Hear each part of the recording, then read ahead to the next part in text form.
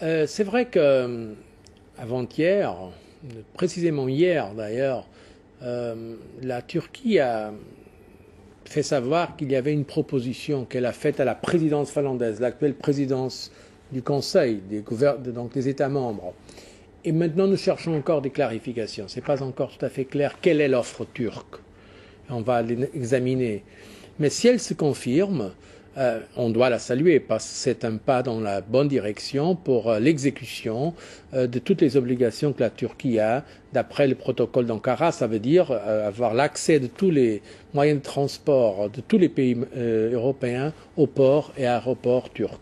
Alors, avant d'aller plus loin, je vous propose d'aller à Ankara, où nous avons pu joindre aujourd'hui le président de la Commission des Affaires étrangères du Parlement turc, Monsieur Mehmet Dulger, qui est avec nous ce soir et qui va vous poser une question. On l'écoute tout de suite ensemble.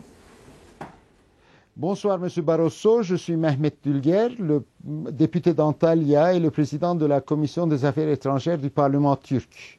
Je suis très honoré d'avoir trouvé l'occasion de parler par le truchement de FR24 qui fait son inauguration et j'espère bien que ça sera utile aussi bien pour la France que pour les amis de la France.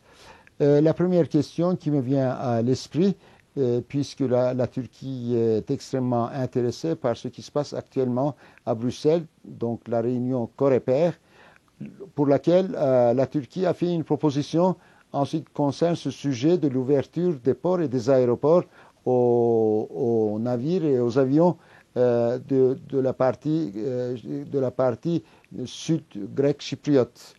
J'aimerais savoir si cette proposition semble être insuffisante. Bon. Alors, insuffisante, cette proposition turque? Écoutez, la proposition turque a été faite à la présidence finlandaise, la présidence du Conseil, c'est-à-dire tous les États membres, et nous n'avons pas encore, nous, Commission européenne, reçu la clarification exacte. Donc je ne peux pas, à ce stade, dire plus que ce que j'ai déjà dit, c'est-à-dire, si ça se confirme, je salue, c'est un pas dans la bonne direction. Ceci dit, ça ne représente pas encore l'accomplissement, l'engagement complet sur toutes les obligations de la Turquie. Il faut qu'ils aillent plus loin. Ah oui, ça c'est évident, ça c'est évident. Mais il semble qu'il s'agit d'un pas positif. Et là, je le salue si cela se confirme.